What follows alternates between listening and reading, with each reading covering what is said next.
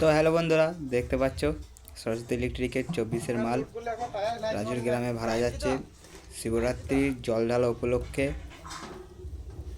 তো দেখতে থাকো ভিডিওটা, কেমন লাগছে। কাল সকালে বেরোবে, পজিশন আছে উদ্যানপুর টু রাজুর।